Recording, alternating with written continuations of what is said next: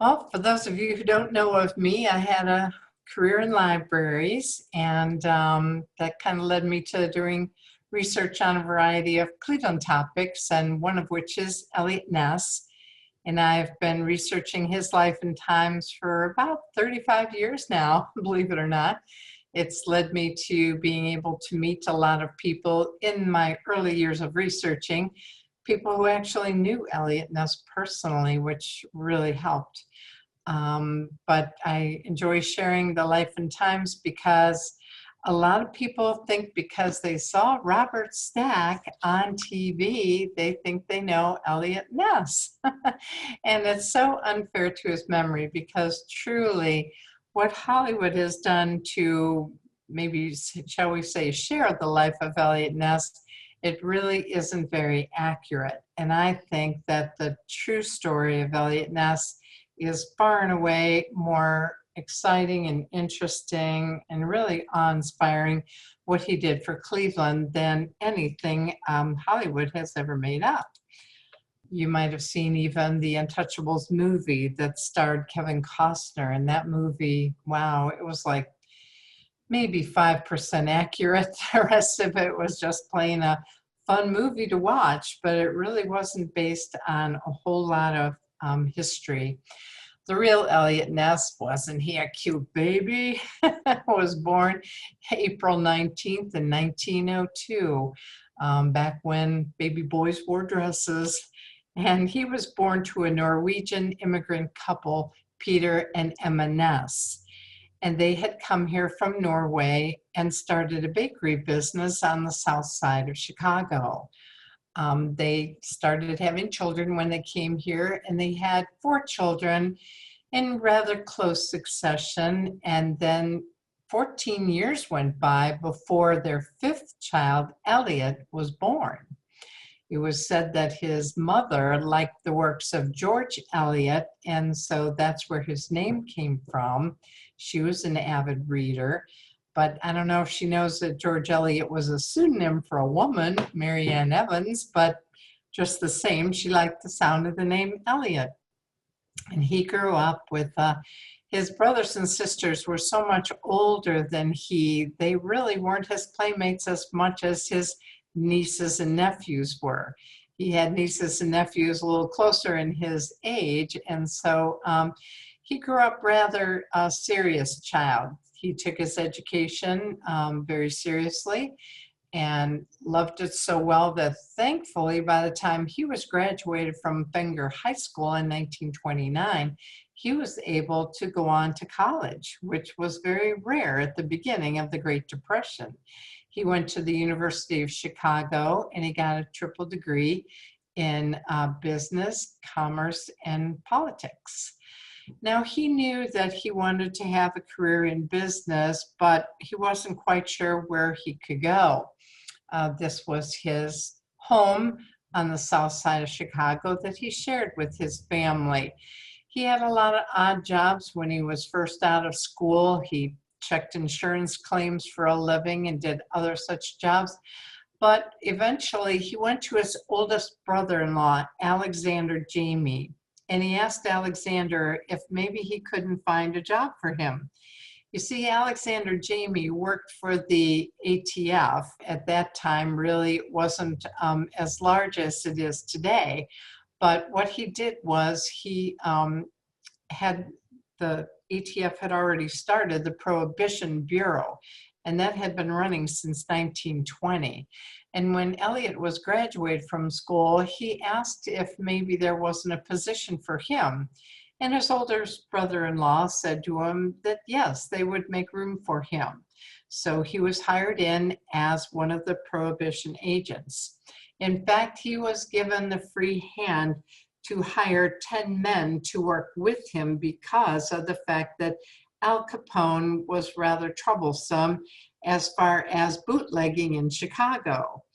And Eliot Ness knew that he had a big job ahead of him and chose the men he worked with very well. He chose men who had skills in wiretapping and other such needs. Needless to say, Al Capone eventually found his way to Alcatraz, but it was not really directly because of Eliot Ness at all. Eliot Ness did put a crimp in Al Capone's bootlegging by means of busting up a lot of his stills, but it was income tax evasion that sent Al Capone to Alcatraz. After Al Capone had gone away to Alcatraz and Prohibition was eventually repealed in 1933, Eliot Ness found himself without a job. The reason being that once Prohibition, wasn't needed anymore when liquor was legal. So the ATF actually formed a new department, and that was for alcohol tax collection. And Eliot Ness found a job within the alcohol tax unit. He wasn't needed in Chicago, so they transferred him down to Cincinnati area. When he was down there, he did share later in his life that that was the most frightening time in his life. He knew that there was a bit of a sense of honor in Chicago, but Appalachian Moonshiners wouldn't think twice before shooting a federal agent in the back. He didn't like that, and he asked for a transfer. Luckily for him and for Cleveland, Eliot Ness was transferred to Cleveland to be in charge of our alcohol tax unit. Now, mind you, he was only 32 years old at the time when he came to Cleveland in 1934, but he was asked to be in charge of the 30 men who ran our alcohol tax unit. It was a good thing for Cleveland because when he came here, he found what was said to be our country's largest still. It was a 4-story still, say that fast, down in the Cleveland Flats. What a way to get recognition. I don't know, that's not so good, but he did a really good job when he came here with the alcohol tax unit. And in fact, it caught the eye of our mayor at that time, Mayor Harold Burton. Mayor Burton had just been elected our mayor on the reform ticket because he said that he didn't care if a person was Republican or Democrat, he just wanted you to be honest. And Harold Burton wanted our city to become honest once again and a safer place to live. Now, he was very popular because in 1934, Cleveland was the 5th largest city in our nation, and yet we were the #1 most dangerous. We had more murder, rape, juvenile crime, armed robbery, and automobile accidents than anywhere else in the country. Nothing to be proud of. And Mayor Burton knew that big steps had to be taken in order to make Cleveland safe once again. First thing he knew is that we needed a safety director, and he needed one who was going to get the job done. So Mayor Burton asked Eliot Ness if he would step away from the alcohol tax unit of the Treasury Department and come over to City Hall to serve as safety director. Now, the position of safety director then and now is in charge of all facets of police and fire. In fact, our police chief at the time was a man named George Matowitz, a good and honest man who wanted to help turn the city around as well, but ironically was old enough to be Eliot Ness's grandfather. See, Eliot Ness was only 33 at the time when he came here to Cleveland and was asked to be our youngest ever safety director. Why he'd want that job, I can't imagine. We were the most dangerous city in the country, but maybe it was his youthful optimism that thought, why not? We couldn't go down, we could only go up. And so he accepted the job, and in December of 1935, Eliot Ness became our safety director. In fact, it's also interesting to note that the newspapers of the time on his very first day on the job said that Eliot Ness was going to make an impact on our city that would last for generations. Can't imagine how or why they would have said such a thing, but They made that prediction, and we know now, all these decades later, that he has made an impact that has lasted for generations. As you see Mayor Burton here, always liking his white suit and straw hat, and Eliot Ness there on the right side of the screen. They worked together very well. Eliot Ness really hit the streets right away as safety director to take a look at where there might be problems on the street. He knew that crime was running rampant in the streets, and he wanted that to stop. Number one, he wanted good, trained police officers on the job. That was of primary concern to him. On the personal note, which is rather interesting as well, Eliot Ness came to Cleveland with his new young bride, and Emma was that bride. Her maiden name was Stanley, but when she came here, they had gotten married in Chicago. So Mrs. Ness, as they called her in the newspapers, was quite the hit. She was, you might say, a blue blood in Chicago, and when she came here, a lot of people were very endeared to her. And she and Elliot were really the toast of the town, you might say. They were out dancing and dining and mixing with all the people who wanted to get to know them a little bit better, as they were both new in town. A lot of people don't realize that Eliot Ness was an accomplished ballroom dancer. Who would have known? But it might have been all those older sisters that might have helped him to learn how to ballroom dance. And so he loved going to the big hotel ballrooms in Cleveland, which were so busy at that time. Together, they lived in this teeny little cottage on Lake Erie in Bay Village. In fact, the cottage still stands today. It's behind a two-car garage, which is down a driveway of a very modest home in Bay Village. The home was originally owned by Robert Chamberlain, who was a lawyer for City Hall. And Robert Chamberlain offered this home to Elliot and his new young bride because he wasn't needing it. It was kind of more like an in-law cottage, you might say, behind the garage, but it was just nice as can be, and they couldn't have been happier. It was a bit of a commute for Elliot to go from way out there in Bay Village to downtown Cleveland every day, but they were very happy for the quiet times on the lake at night when he would come home from work. While he was at work, he was very dedicated to it. Some of those people who were friends with him, whom I was lucky enough to meet, commented that it was rare that Eliot Ness would leave his office before 9 or 10 o'clock in the evening every day.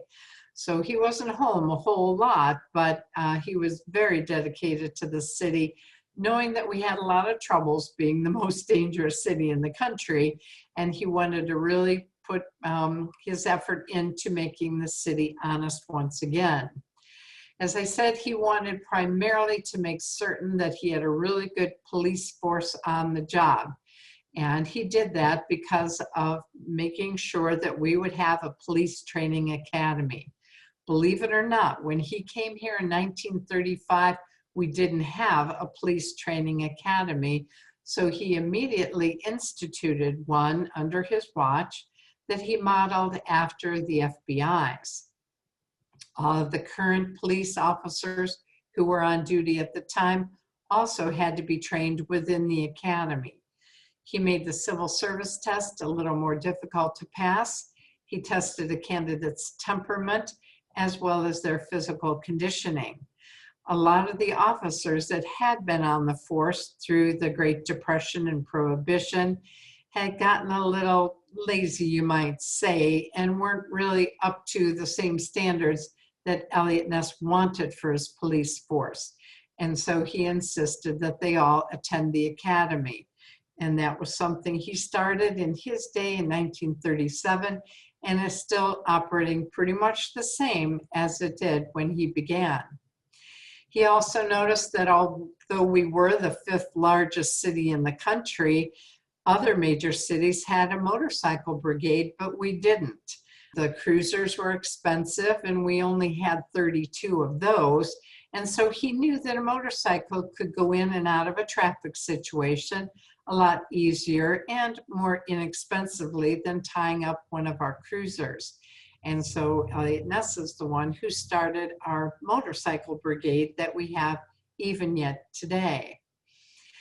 The horses, of course, have always been popular in Cleveland, and we've had a mounted unit since really the beginning of the city over 200 years ago, when it was the early county sheriffs that watched over the city.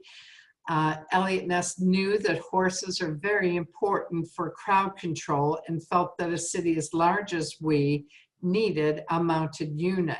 But the mounted unit had really fallen by the wayside when he came to Cleveland. And the reason being that during the Depression, we couldn't afford to take care of the horses anymore. Although the officers on the horse are on the city payroll, the horses aren't, and they were expensive to feed and care for. Eliot Ness went to private industry and asked Hugh O'Neill if he wouldn't help to support the mounted unit, and he did. Today, they thank the O'Neill family in front of the mounted unit headquarters. This was designed by Victor Schreckengost, who was also a man I got to know, and he was a personal friend of Eliot Ness. The mounted unit is one that I've always thought was very nice when you see them in a parade and so on, and children certainly love to see them, but I always wondered, why was it so terribly important to Eliot Ness to bring the mounted unit back? And as one of the mounted officers explained to me, if an officer on foot asks a crowd to back up, you might or you might not, depending on the size of the crowd. But if a 2,000-pound horse is telling you to back up, you're going to move. And so that is why we need the mounted unit. Eliot Ness is seen here looking at a hole that was created by a bomb at the Cleveland Playhouse. Now, we had detectives and so on who could have taken care of this, but Eliot Ness was just a man who wanted to take care of things himself and to make certain that he was watching over a lot of the cases that were happening in the city. There was crime running rampant all over Cleveland, and he wanted to really understand the city a little better. When Eliot Ness was here, he didn't need to be there with Mrs. McGillicuddy as she applied for a permit to walk in the St. Patrick's Day Parade, but Eliot Ness wanted to. He was there for every little detail of the city, it seems. He wanted to know the city and to understand it so he could get a handle on cleaning up crime. He did ask of the officers to stay in good physical condition, and he wouldn't have asked anything of them that he didn't demand of his own self.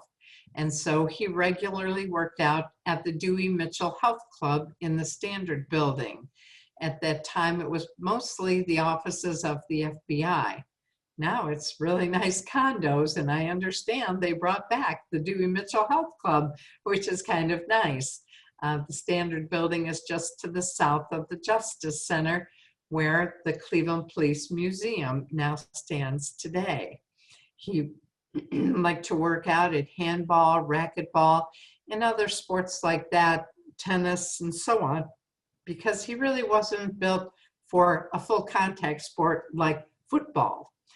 But Eliot Ness was really a man of the people. He would have enjoyed so much going out to all the different community gatherings.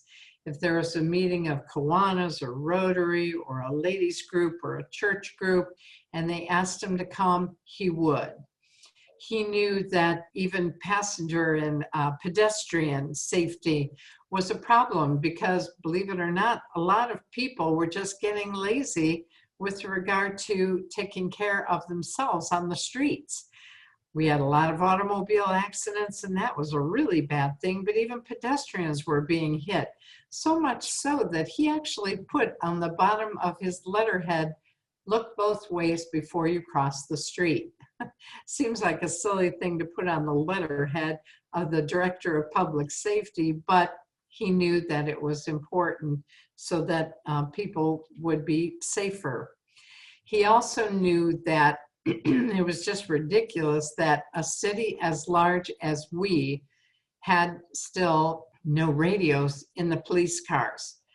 We had the Murphy call box where police officers would get out of their cruisers or off their motorcycles or whatever they were using, would walk up to the old Murphy call box, would open the door with one of their keys, twist the knob inside to create a ringing sound down at headquarters to call for backup help.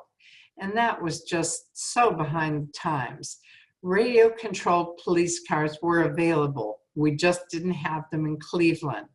And so Eliot Ness brought them to Cleveland and installed the radios into all of the cruisers to be able to make the response more efficient. We also had way too many districts. Now we have 6 because of Eliot Ness. He laid out the boundaries of the current districts that we have. And you know, to this day, all these decades later, the boundaries of the districts have changed, but very little. When he first came, we had more than double that amount, and that just wasn't efficient. And so with Eliot Ness at the helm, we were not only more efficient, but way more thorough. There was even an article in American City magazine that said that the speed and communication of the police in Cleveland have increased beyond anything believed possible. And that was in the year 1938. In fact, I think it's very significant to note that Eliot Ness was our safety director for only 3 short years. When he came, we were the most dangerous city. After 3 years, we won the National Safety Award. He took us from rock bottom, most dangerous, to winning the National Safety Award by all the numerous things that he put into place to make the city safer once again. He also had radio patrol cars going around the street looking to see if there was trouble on the street where maybe we would need another stop sign, perhaps a crosswalk, or whatever would be necessary.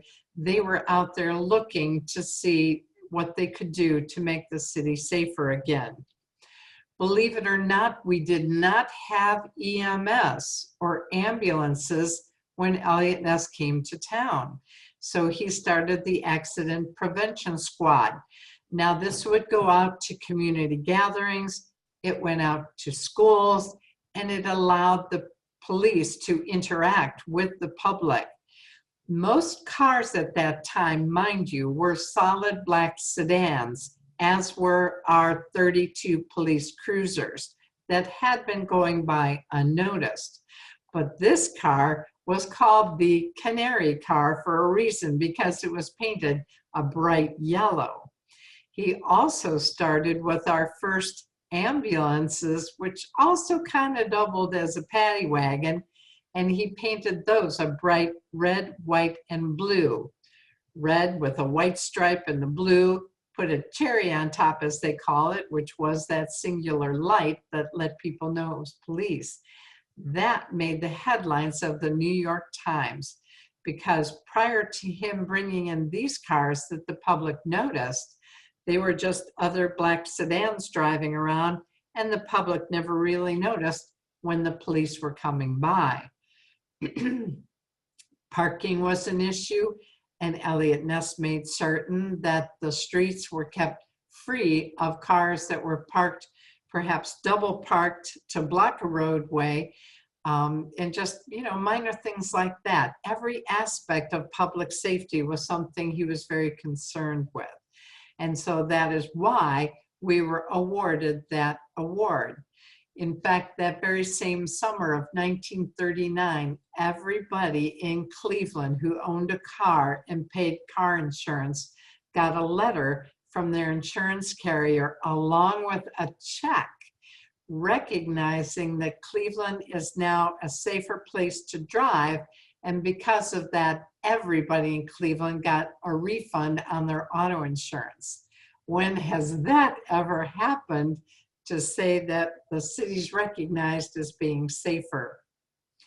Well, by around this time of 1939 towards 1940, Mayor Burton said to Eliot Ness, you know, as charming as that cottage is way out there in Bay Village, it might be a good image to give to the other police officers if Eliot Ness would move into the boundary of the city of Cleveland. It wasn't mandatory as yet, but it was something that the mayor thought would be a good idea. So Eliot Ness took an apartment at the Hampton house at the corner of Westwood Boulevard and Lake Road. The Hampton house was a very nice apartment in its day, and you know what? All these decades later, it still is. The only thing that wasn't so good for Eliot Ness at this time is that his wife Edna really liked the little cottage in Bay Village. She didn't want to move into an apartment closer to the city, and truthfully, because he was just never home, and they had hoped to have children, and it just wasn't to be, she didn't feel much of a connection with him, and she asked for a divorce. They were quietly divorced, and she moved back to Chicago, where she moved in with family, and she always kept the name Ness and never married again. Elliot moved into the apartment as was recommended. It wasn't long after that he was still being sociable and going to all those, you know, blue plate dinners down at the fancy auditoriums and ballrooms that we had in Cleveland. Oh goodness, the list is so long. The Statler, the Auditorium Hotel, the Hotel Cleveland, you name it. We had big bands here in Cleveland. For $1.50, you could get a blue plate special dinner, and you could dance the night away to Benny Goodman, Tommy Dorsey, Bob Hope was here, Bing Crosby, you name it. The big names were here in the 1930s. And since Elliot liked to dance, that's where he would go on a Saturday night. That is also where he met Eveline McAndrews. Eveline McAndrews was an artist, and she was the lady who would draw the dress advertisements for the press and the plain dealer. See, back in the 1930s, they did not photograph models wearing dresses. They were all hand sketched, and Eveline is the one that sketched them for the press and the plain dealer. She was a very accomplished author. In fact, they fell in love, and it wasn't time at all before they got married. In fact, about 10 months after Edna left town, he and Eveline decided to get married.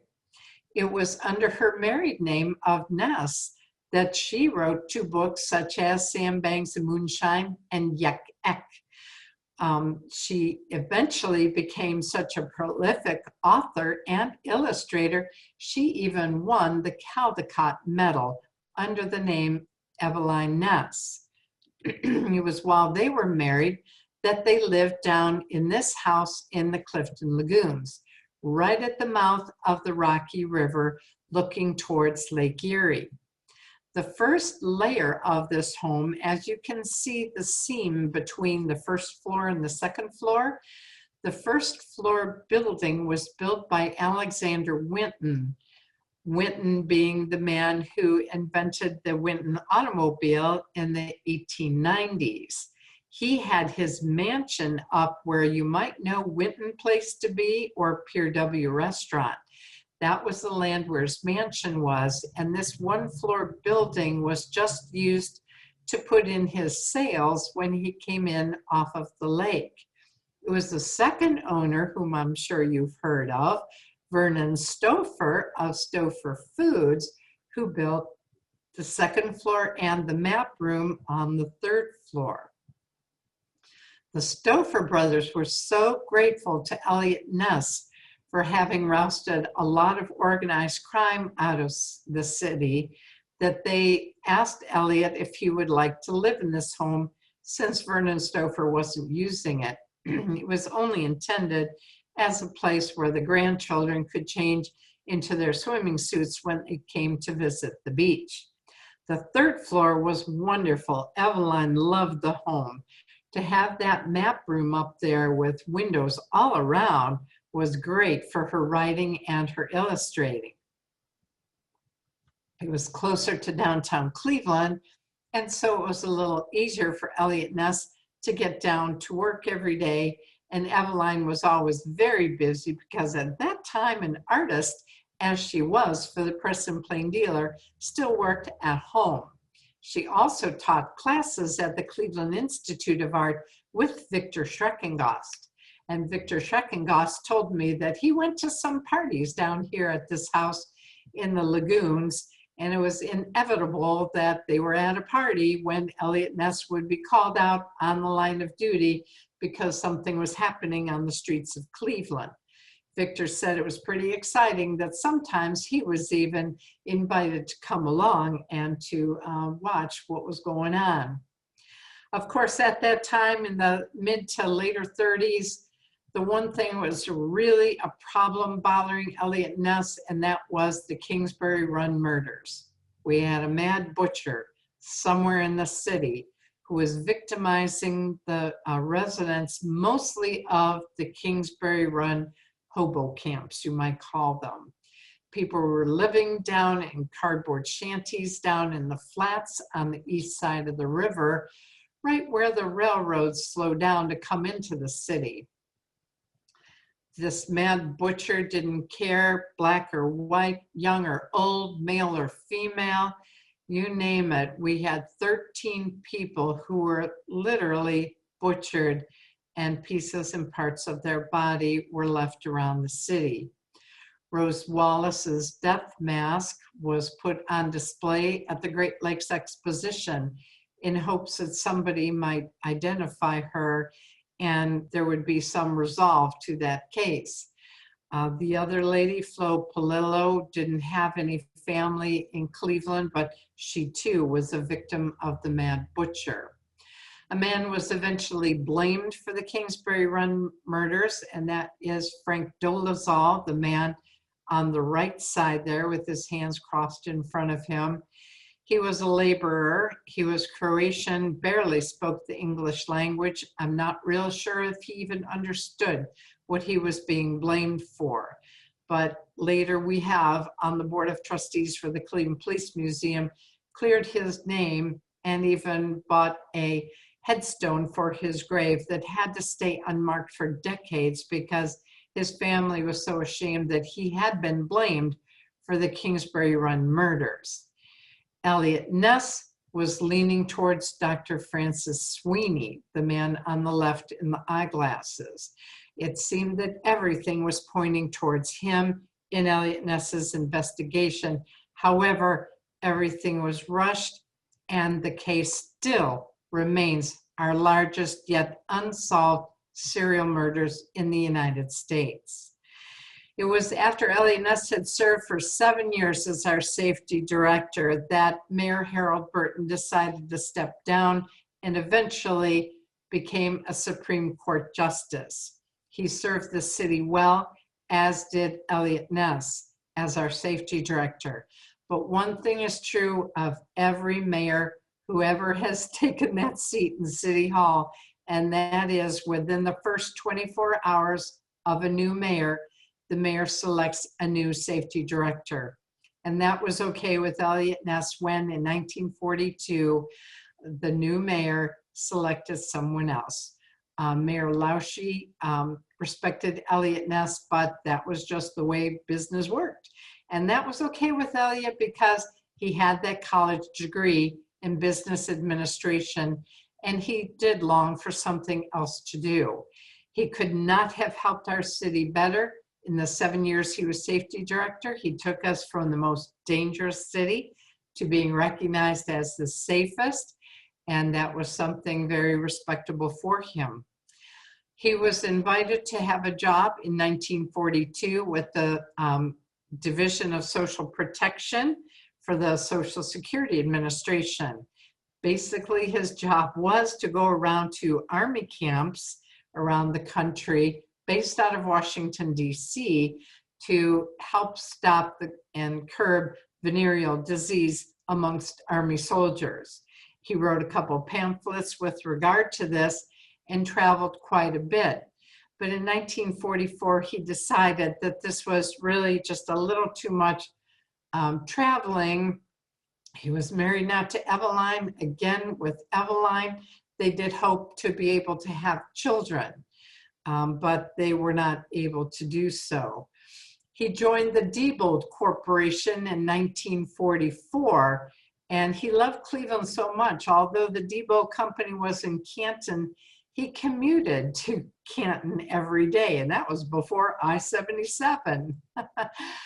This time around, though, with his marriage with Eveline, I really think I could say honestly that they were more really good friends than husband and wife, if that makes any sense. She cared for him a lot, but her career was blossoming as a children's book author and illustrator. In fact, she was going to New York to visit her publishing house so many times that she eventually just took an apartment in New York City. But as I say, she cared for Elliot quite a bit. And that is the reason I do believe I'd be correct, and Victor Schreckengost agreed with me, that Eveline introduced Elliot to another young lady named Elizabeth. Elizabeth Seaver was a great lady, a talented artist as well. She too taught at the Cleveland Institute of Art, but her skill was in pottery. She had been recognized quite well with the Cowan Pottery Studios that started in Lakewood and moved to Rocky River. Many of her beautiful pieces are on display right now, in fact, not only at big art museums around the country like Cleveland's and Chicago's, but also her pieces are at the Cowan Pottery Museum inside the Rocky River Public Library. She was a potterer in her earlier days, in her young 20s, and the Cowan Pottery Studios closed in 1933. So by the time she met Eliot Ness in 1944, her career was behind her. She didn't need to prove anything anymore. She enjoyed teaching pottery, but she really just wanted to be a homebody. She wanted to be married and have children, and her friend Eveline knew that. So when they were introduced to each other, it really was quite magical. It seemed that in only about 2 months, when Elliot met Elizabeth, they fell so madly in love that he proposed, and they were married rather quickly. Here she is on the left, working at Halle Brothers. You remember that? And these are some of her significant pieces that are very Art Nouveau, or Art Deco, I guess you would say, that are on display at the Cowan Pottery Museum. Together, they moved into this apartment on Ford Drive, near Herrick Drive, if you know where that is, on the campus of Case Western Reserve University. The brick apartment house still stands to this day. They lived here, and he commuted down to Canton every day at the Diebold Company. Again, they both just really wanted children, but it just wasn't to be with Elliot. And so they decided to adopt. And they adopted a little boy named Robert. He was 3 years old when they got him from the orphanage. And they couldn't have been happier. They finally both had the home and family that they wanted. Elliot had a nice job in business that was doing quite well. It was not long after they moved into this home and he was commuting to Diebold that friends of his came to him and said, you know, there is a business opportunity that just seems to have your name written on it. And that is that the Guarantee Paper Company in Coudersport, Pennsylvania, has come up with a new concept of watermarking paper to prevent forgery.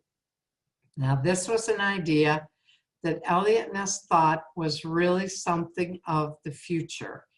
He thought the concept of watermarking paper would be wonderful. I digress, I went too fast. The year before he went to Coudersport, he was asked if he wouldn't run for mayor of the city. And in 1947, he campaigned against an incumbent. They asked him if he'd run on the Republican ticket, even though he was not declared Republican or Democrat. They just needed a strong name to run against Tom Burke, who was the Democrat incumbent. Everybody liked Tom Burke. He had done a very good job, but the Republican Party wanted somebody on the ticket to try and beat him and win the race as mayor. Eliot Ness campaigned everywhere he should. He took out posters that he put around town. He was in parades, always with Elizabeth by his side. He went into backyards and met with people and had small community meetings just to get the word out and to remind people what he did for our city when he was our safety director. He did everything right. He was even down there at the West Side Market shaking hands. But as it was predicted, Eliot Ness lost soundly 2-1. But that was okay with him because, as I say, his eye was on Coudersport and this opportunity to progress in business. This campaign sign that he had painted on the side of a building on Huff Avenue at East 70-something stayed for decades after he had left the city. And that says a lot about what we thought of Elliot. When Eliot Ness decided he would move to Coudersport and take this job at the Guarantee Paper Company, he picked up his wife and their young son, and they moved to Coudersport. It was the only thing that pulled him out of Cleveland. Otherwise, he had considered Cleveland to be his home, but he knew this idea was a good one. What he didn't know was that, unfortunately, the board of directors in place there at the Guarantee Paper Company was really rather corrupt. They weren't working well. They were more interested in lining their own pockets, and it was going to be an upward battle for Elliot. He did what we should never do, and that is he invested everything he had in this concept of watermarking because he knew it would be something in the future, and he was 100% correct.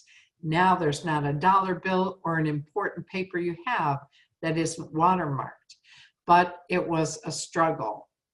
While he was there in Coudersport, struggling to get this company to work right, a friend of his from New York City, Oscar Fraley, who was more of a sports writer than anything in his day, he came to Elliot and he said to him, you know, I think those days of yours in Chicago sound awfully exciting when you were battling crime and Al Capone and busting up all that bootlegging. And in letters that Eliot Ness wrote back and forth to Oscar Fraley, which you can read over at the Western Reserve Historical Society, Elliot pretty much said to Oscar, oh, it was only 2 years of my life when I was very young. I don't think anybody'd really be interested in it. But Oscar Fraley said, no, I'm just sure there's a story in it.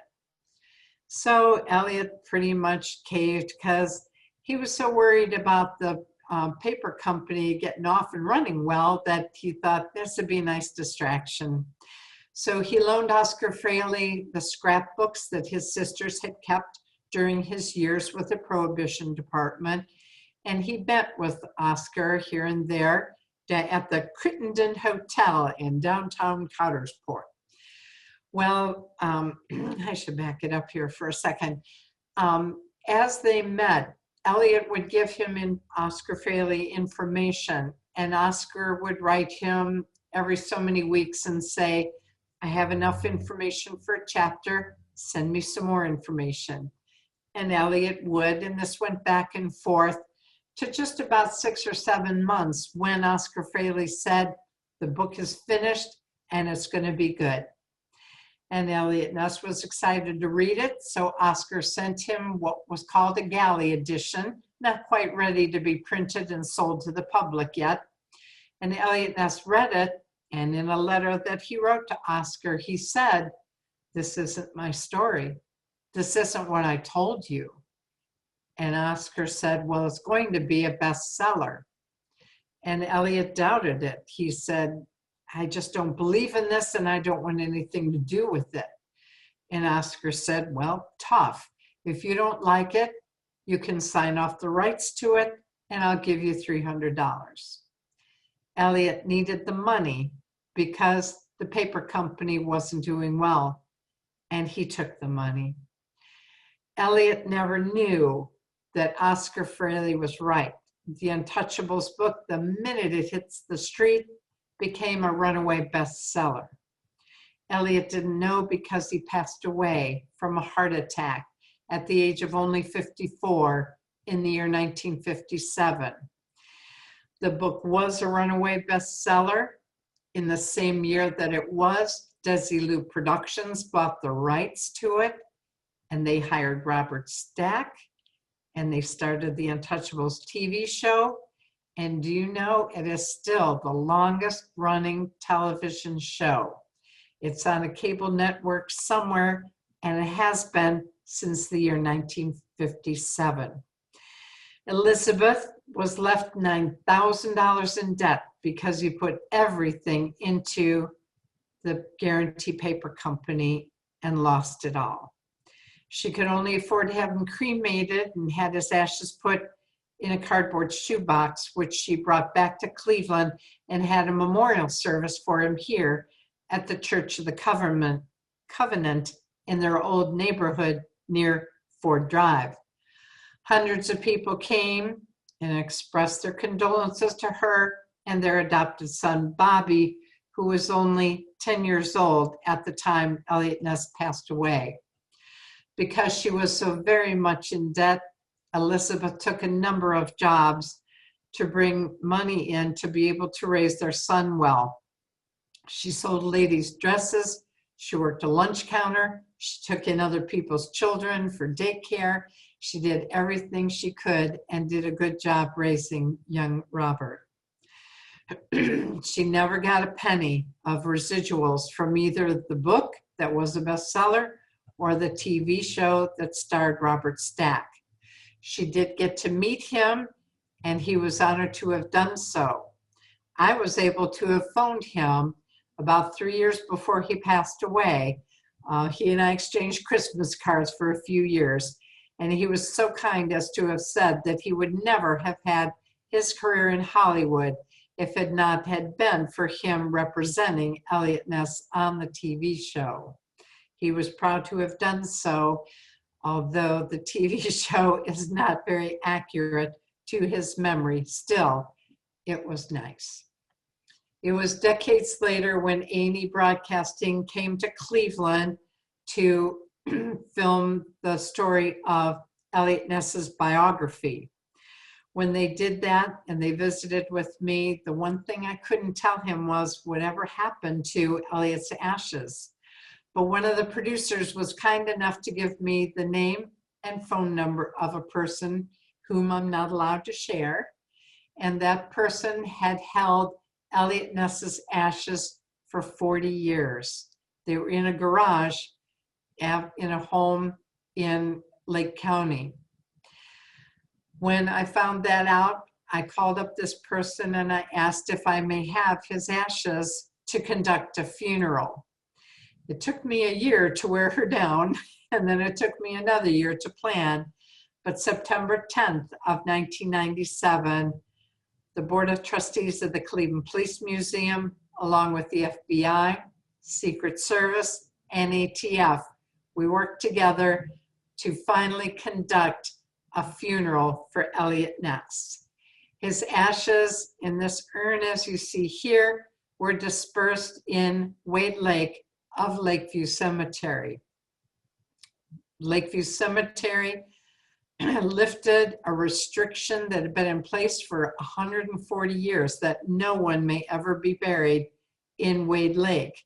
But when I asked permission for Eliot Ness to be there, they said yes. They still regarded him as a very respectful resident of Cleveland, former resident.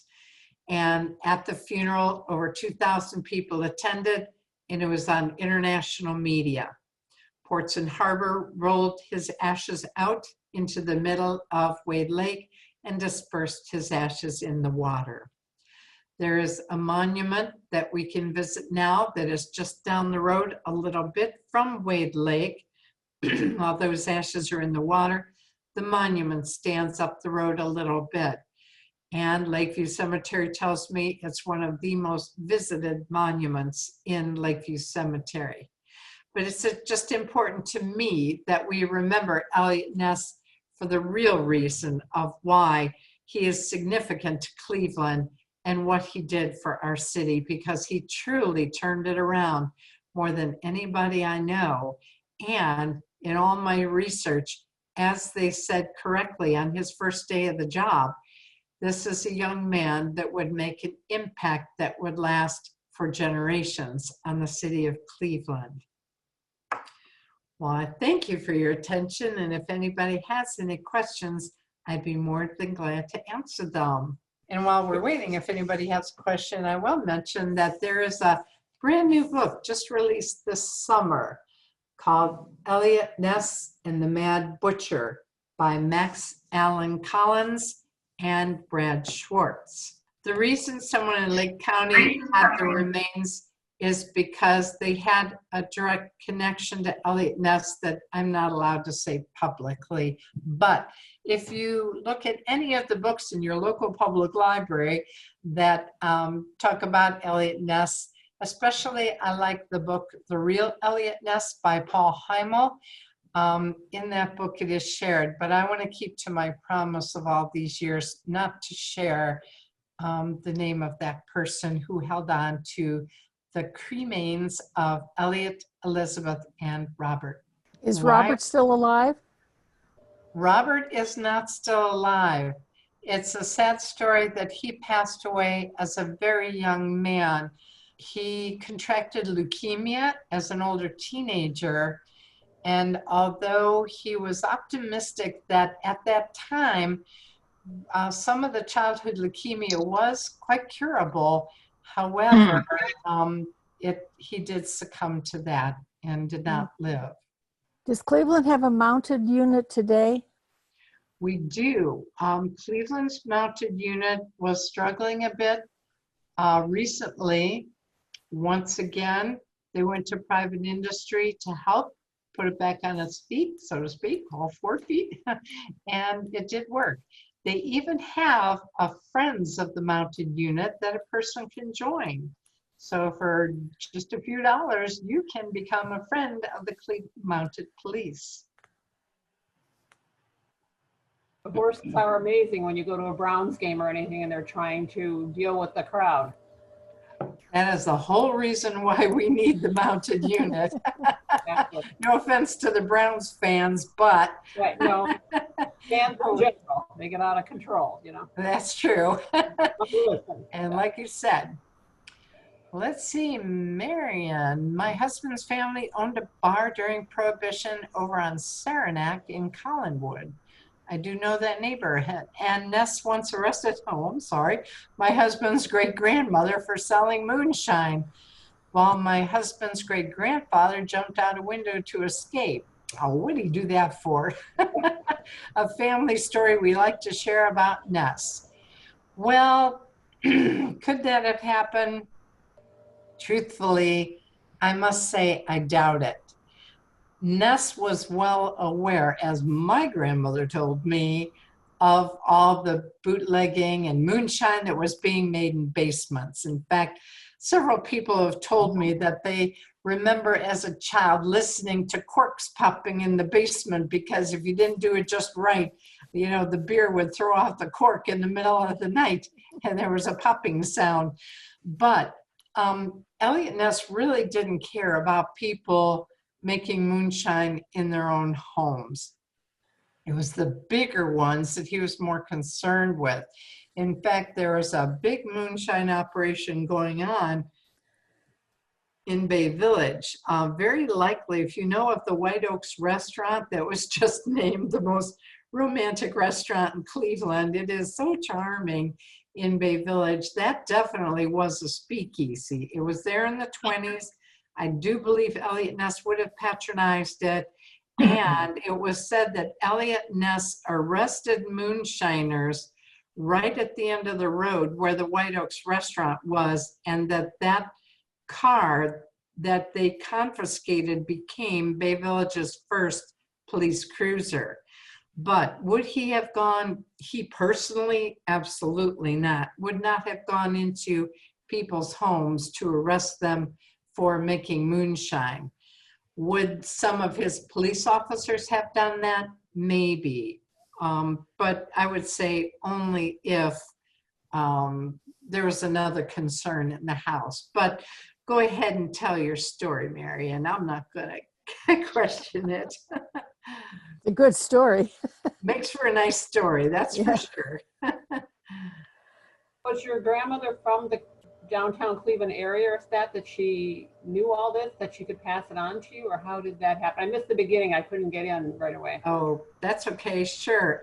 My grandmother actually was born in the German neighborhood around East 55th and Broadway. Mm-hmm. But then when she was married in 1910, she built one of the first homes on Lewis Drive in Lakewood, she and her husband.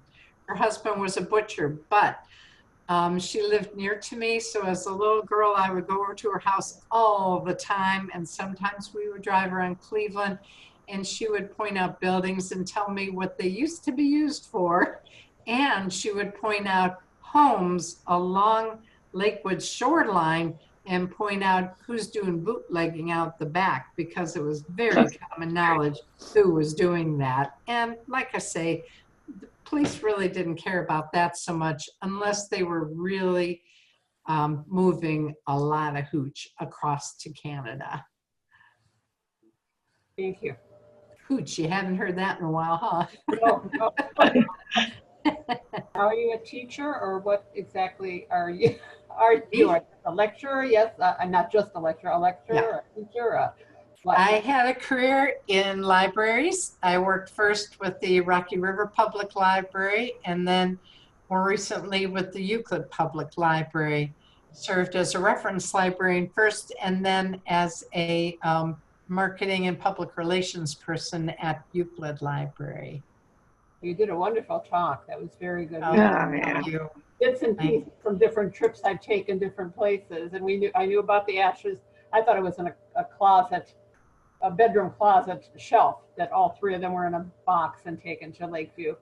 And no, I understand from the person who gave them to me, she had them in her garage and just honestly didn't know what to do with them. Mm-hmm. They were special to her. She wanted them to be, dispersed or buried or something properly, but she didn't know how. And so, I approached her and said, I'm on the board of trustees with the police museum, and I could put together a good committee of law enforcement, safety personnel who would see to it that he would get a very respectful funeral. And it was a funeral because it was the first time his ashes were dispersed. It was kind of very sad for me to receive them, because he really was, his ashes were in a cardboard shoebox, and Elizabeth never got out of debt. And her ashes, her cousin had her cremated, and her ashes were in a brown paper lunch bag. So it was kind of sad but I'm so glad they were able to have a respectful funeral. Marion put up what made you consider putting the ashes in Wade Lake instead of burying them. The reason is that the person who gave me his ashes gave me one restriction, and that was that the ashes had to be put in water. She didn't say why. I don't know why.